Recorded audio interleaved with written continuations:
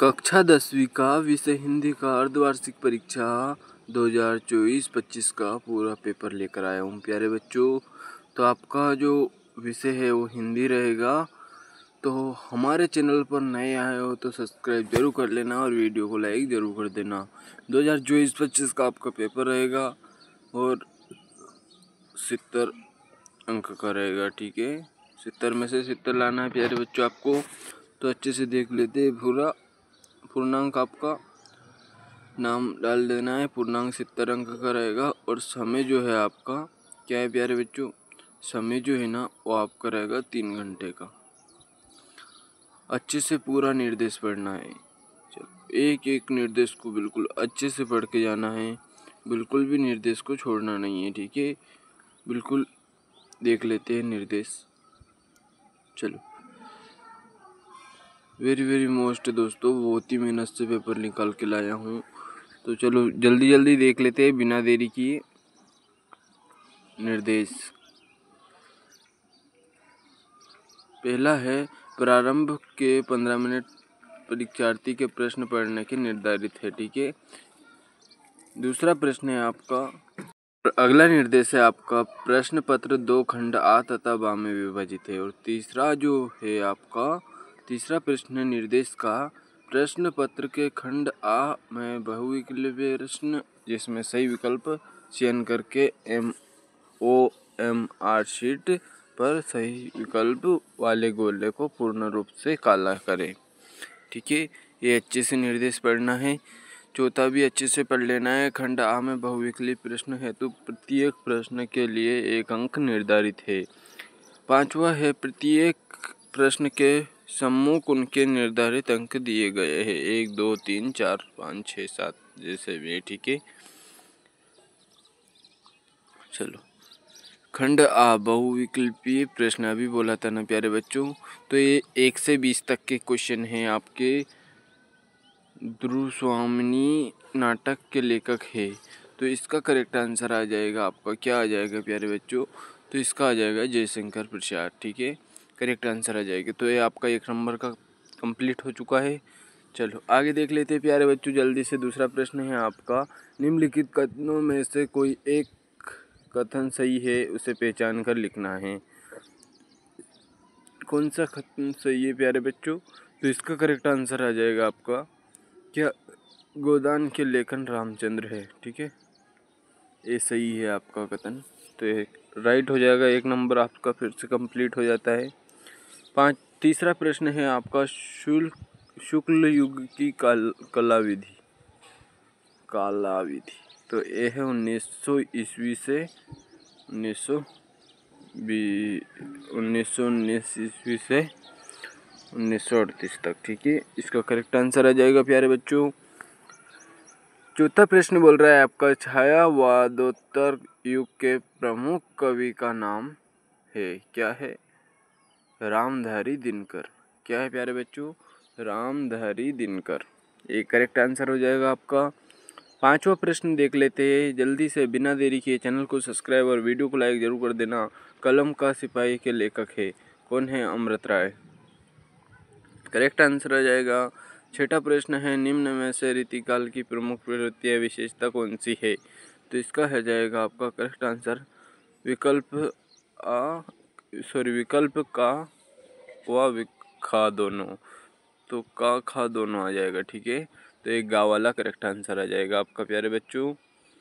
अच्छे से करके आना है, बिल्कुल छोड़ना बिल्कुल भी नहीं है प्यारे बच्चों। बहुत ही सरल है आपका क्वेश्चन। सातवां प्रश्न है आपका, प्रगतिवाद युग की कला विधि है। तो 1936 ईस्वी से 1943 ईस्वी तक। ठीक है, आठवां प्रश्न बोल रहा है प्यारे बच्चों आपका, छायावाद युग की प्रमुख प्रवृत्तियां कौन सी है, तो इसका जो करेक्ट आंसर आ जाएगा आपका वो आ जाएगा श्रृंगार और प्रेम वेदना। ठीक है, जल्दी से चैनल को सब्सक्राइब और वीडियो को लाइक कर देना प्यारे बच्चों। साकेत महाकाव्य की रचना किसकी है, तो ये मैथिली शरण गुप्त की। इसका करेक्ट आंसर आ जाएगा मैथिली शरण गुप्त। नाना वाहन नाना वेश बहसे शिव समाज निज देखा। तो इसका करेक्ट आंसर आ जाएगा आपका, क्या आ जाएगा, काऊ मुख हिन विपुल मुख काहू बिनु पद कर कऊ कऊ बहु बाहु। उपरोक्त पंक्तियों में रस है, कौन सा रस है प्यारे बच्चों, तो ये हास्य रस है। ठीक है। चरण कमल बंदो हरि राई, उपरोक्त पंक्ति में अलंकार है, कौन सा अलंकार है, तो इसका जो करेक्ट आंसर आ जाएगा ना प्यारे बच्चों, तो चरण बंद, इसका अलंकार आ जाएगा आपका रूपक अलंकार। ठीक है, ये करेक्ट आंसर हो जाएगा प्यारे बच्चों आपका। तो अगला क्वेश्चन देख लेते हैं बिना देरी किए। 12वां क्वेश्चन आपका बोल रहा है, तो क्या है आपका 12वां क्वेश्चन। 12वां है, सुनील केवट के बेन प्रेम लपेटे अटपट भी से करुणा एन चितई जान की लखन तनु। इन पंक्तियों में कौन सा छंद है। ठीक है, कौन सा छंद है, तो इसका करेक्ट आंसर आ जाएगा सोरठा छंद। 13वां जो आपका प्रश्न है प्यारे बच्चों, बोल रहा है, मूर्ति की आंखों पर एक चश्मा रखा था जो सरकंडे से बना था, सरकंडे से बना था, रचना के आधार पर वाक्य का भेद होगा। प्रस्तुत वाक्य का भेद क्या होगा प्यारे बच्चों, तो इसका करेक्ट आंसर आ जाएगा आपका मिश्र वाक्य। ठीक है, मिश्र वाक्य। 14वां प्रश्न, अध्यापक द्वारा कक्षा का जायजा लिया गया वाक्य में प्रयुक्त वाच्य है, क्या वाच्य है, तो इसका आ जाएगा क्रमवाच्य। ठीक है, ठीक है प्यारे बच्चों, क्रमवाच्य इसका करेक्ट आंसर आ जाएगा। मन की कोमलता अक्सर चोट खा जाती है, एक नंबर के क्वेश्चन है, तो इसका जो देखना है ध्यान से, मन की कोमलता अक्सर चोट खा जाती है। भाववाचन संज्ञा स्त्रीलिंग एकवचन कर्म कर्म कारण। ठीक है, कर्म कारक, ये इसका करेक्ट आंसर आ जाएगा प्यारे बच्चों।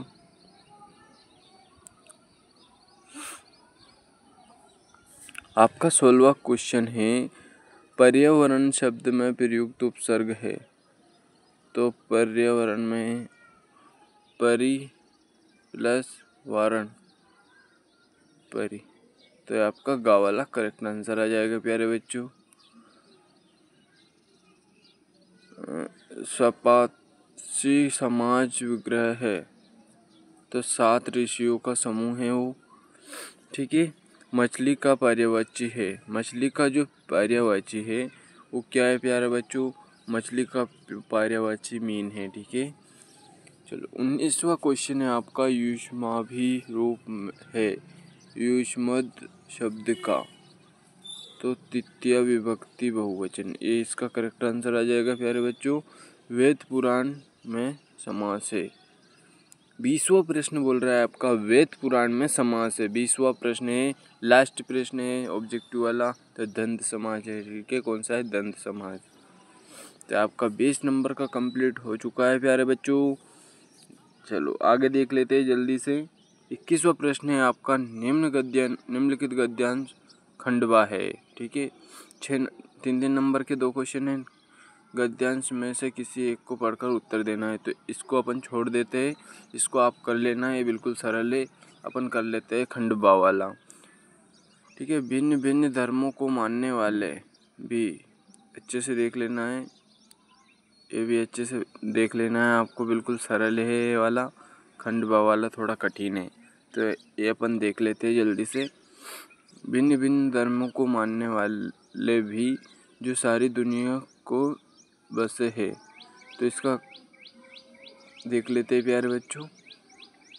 वाले भी जो सारी दुनिया में बसे हुए हैं, जहाँ थोड़ी जनसंख्या पाए जाते हैं और जिसे यह तरह गोलियां की गिनती आसान नहीं, उसी तरह भिन्न भिन्न धर्मों में समुद्र की गिनती आसान नहीं। इन विभिन्नताओं के अगर अपरिचित आदमी हड़बड़ा कर कह उठे कि यह एक देश नहीं अनेक देशों का समूह है, यह एक जाति नहीं अनेक जातियों का समूह है, एक तो विभिन्नता ही देखने आएगी। ठीक है, चलो इसका अपन करेक्ट आंसर देख लेते हैं प्यारे बच्चों। इसको अच्छे से पढ़ लेना है बिल्कुल, वाला है प्रस्तुत गद्यांश हमारे पाठ्य पुस्तक, तो इसको देखना है पहले का, इसमें नहीं मिलेगा प्यारे बच्चों। पाठ्य पुस्तक का पाठ का तथा पुस्तक का नाम लिखना है और खंडवा है 21। इसका उत्तर है प्यारे बच्चों देख लो, संदर्भ। प्रस्तुत संदर्भ हमारे पाठ्य पुस्तक हिंदी के गद्य खंड से संकलित डॉक्टर राजेंद्र प्रसाद लिखित भारतीय संस्कृति नामक निबंध से उद्धृत है। ठीक है, इसका करेक्ट आंसर हो चुका है, संदर्भ हो चुका है आपका पूरा प्यारे बच्चों। ठीक है, चलो आगे देख लेते हैं जल्दी से बिना देरी किए। और रेखांकित अंश की व्याख्या कीजिए, तो इसका देख लेते हैं जल्दी से। यहाँ से आएगा इसमें इन, ठीक है, यहाँ से जो यहाँ तक ये पूरा लाइनें लिखनी है, रेखांकित ये 4 लाइनें पूरी लिखनी है। ठीक है प्यारे बच्चों, तभी आपको नंबर मिलेंगे पूरे। ये दूसरा आ जाएगा आपका इसमें से। चलो तीसरा देख लेते हैं जल्दी से, क्या है।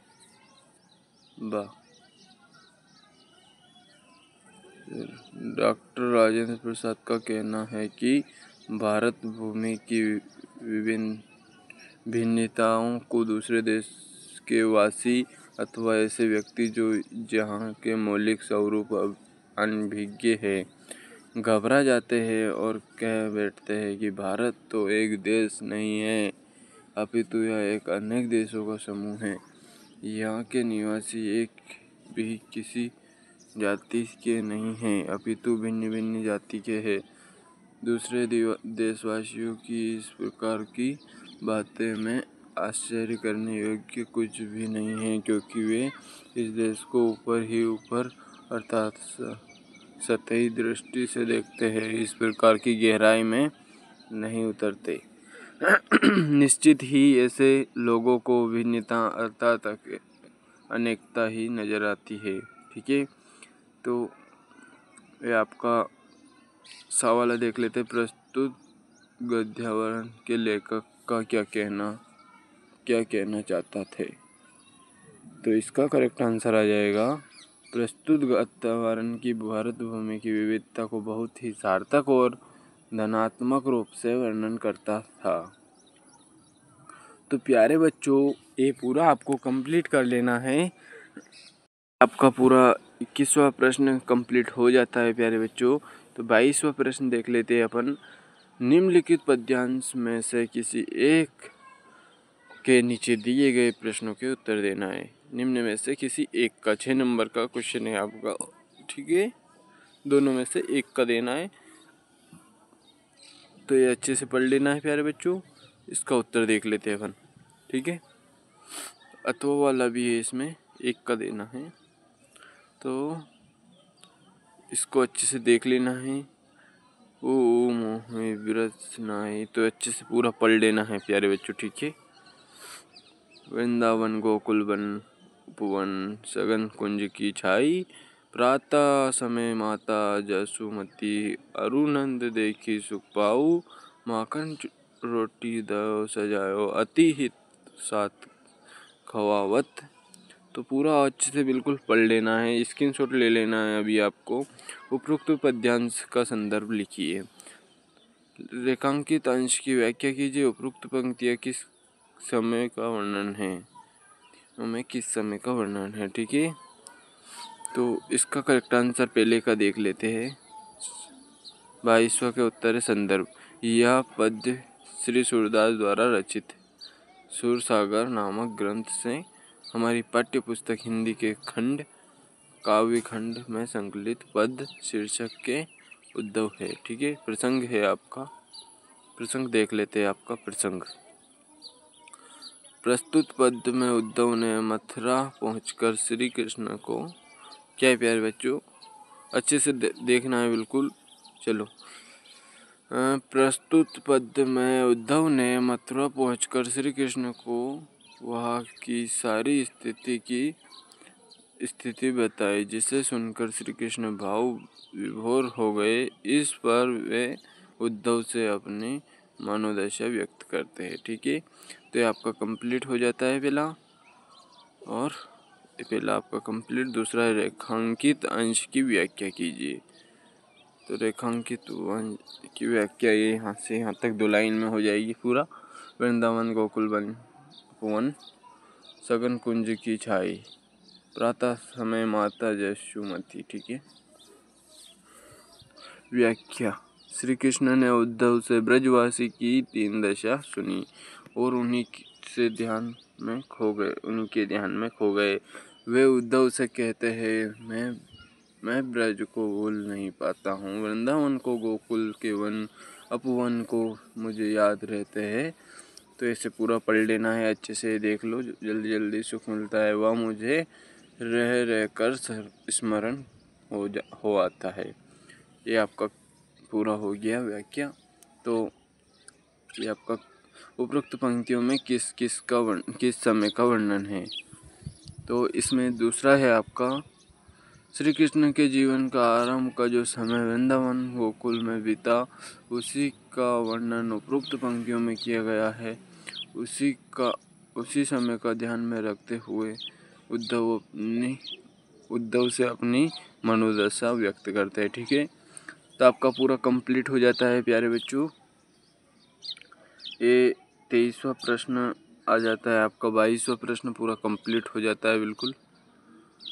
23वां प्रश्न देख लेते हैं अपन। ठीक है, दिए गए संस्कृत गद्यांश में से किसी एक संदर्भ सहित हिंदी में अनुवाद कीजिए। तो ये 5 नंबर का है आपका, इसको अच्छे से कंप्लीट करना है प्यारे बच्चों। तो इसको अच्छे से बिल्कुल पढ़ लेना है आपको। ये अथवा वाला है, अथवा वाला भी अच्छे से पढ़ लेना है, दोनों बिल्कुल गद्य। इसमें से एक का हिंदी में अनुवाद करना है। ठीक है, चलो देख लेते हैं फटाफट इसको। तो बिल्कुल अच्छे से पढ़ लेना है प्यारे बच्चों, इनको छोड़ना बिल्कुल भी नहीं है, स्क्रीनशॉट ले लेना है। तो देख लेते हैं 23वां प्रश्न। संदर्भ उत्तर है, प्रस्तुत पद्यांश हमारी पाठ्य पुस्तक हिंदी के संस्कृत खंड के वाराणसी पाठ से उद्धत। प्रसंग, इस गद्यांश में वाराणसी की ऐतिहासिकता तथा अवस्थिति के विषय में बताया गया है। ठीक है प्यारे बच्चों, तो ये आपका देख लेते हैं जल्दी जल्दी। तो ये आपका कंप्लीट हो जाता है यहाँ से यहाँ तक का पूरा हिंदी में। ठीक है, 5 नंबर का कंप्लीट हो जाता है पूरा। अनुवाद और देख लेते हैं इसका अनुवाद। यह नगरी विविध धर्मों के मिलन का स्थान रही है। आत्मा बुद्ध तीर्थकर पाश्चात्यनाथ शुक्लाचार्य कबीर गोस्वामी तुलसीदास और दूसरे बहुत से महात्माओं ने यहाँ आकर अपने विचारों को फैलाया, अर्थात अपने विचारों का प्रसार किया। केवल दर्शन, साहित्य और धर्म में नहीं है, अपितु कला के क्षेत्र में भी यह नगरी विविध कलाओं में, शिल्पों के संसार में प्रसिद्ध है। ठीक है, ऐसे पूरा पढ़ लेना है अच्छे से। यहाँ की पत्थर की मूर्तियाँ प्रसिद्ध है, यहाँ अपनी प्राचीन परंपरा इस पर पालन कर रही है। ठीक है, ये आपका कंप्लीट हो जाता है पूरा 23वां प्रश्न, 5 नंबर का पूरा कंप्लीट हो जाता है प्यारे बच्चों। 24वां, दिए गए संस्कृत पद्यांश में से किसी एक को हिंदी में अनुवाद कर कीजिए। तो 5 नंबर का ये है आपका प्यारे बच्चों। तो पूरा करना है, बिल्कुल भी छोड़ना नहीं है।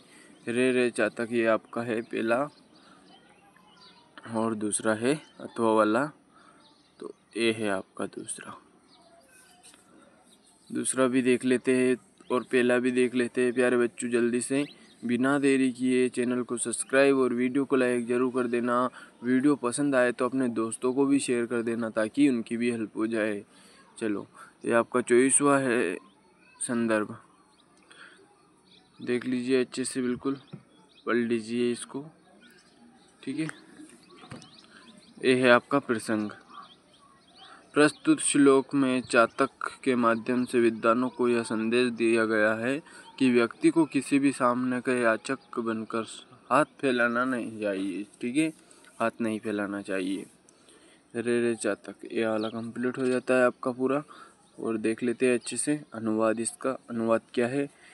हे मित्र चातक, हे मित्र चातक, तुम क्षण भर में सावधान चित्त से मेरी बात सुनो। आकाश में बहुत से बादल रहते हैं, किंतु ऐसे नहीं हैं। इसमें से कुछ को पृथ्वी पर वर्षा से भिगोते हैं और कुछ अर्थात गुजरते हैं। ऐसे पूरा पढ़ लेना है। उसके सामने में दिन पूर्ण वचन मत कहो। तो ये आपका पूरा कंप्लीट हो जाता है प्यारे बच्चों। ये देख लेते हैं। 25वां प्रश्न है आपका, अपने पठित खंड काव्य के आधार पर निम्नलिखित प्रश्नों के उत्तर दीजिए। एक प्रश्न का उत्तर दीजिए। तो 3 नंबर का है प्यारे बच्चों, सभी जिलों के लिए है एक प्रश्न पत्र पूरा पेपर। ठीक है, ये अच्छे से देख लेना है। 4 है, इसमें से चारों में से एक का उत्तर देना है। ठीक है, चारों में से एक का उत्तर देना है। 5, 6, 7, 8 और 9। ठीक है, ये आपका 26वां आ जाएगा इधर। 26वां, दिए गए श्लोकों में से किसी का जीवन परिचय देते हुए उनकी एक प्रमुख रचना का उल्लेखन कीजिए। ये 5 नंबर का है, ये देख लेते हैं। ठीक है, तो जल्दी से देख लेते हैं जी प्यारे बच्चों। तो आपका रचना, ठीक है, इसका देख लेते हैं अच्छे से। रचना का उल्लेखन करना है इसमें प्यारे बच्चों, ये आपको कर लेना है अच्छे से। तो चैनल को सब्सक्राइब और वीडियो को लाइक जरूर कर देना। वीडियो अच्छी लगे तो ये देख लेना, जयशंकर प्रसाद भी इसमें। और ये पूरा अच्छे से पढ़ लेना है आपको और पूरा कर लेना है। ठीक है, तो हमारे चैनल को सब्सक्राइब और वीडियो को लाइक जरूर कर देना। वीडियो अच्छी लगे तो अपने दोस्तों को भी शेयर कर देना। तो जय हिंद, मिलते हैं फिर से अगले वीडियो में। जय हिंद, जय भारत प्यारे विद्यार्थियों। आगे के वीडियो के लिए हमारे कमेंट कर देना जल्दी से वीडियो में। ठीक है, ये 27, 28वां प्रश्न भी देख लेना जल्दी। चलो ठीक है, जय हिंद, मिलते हैं। आज के लिए इतना ही।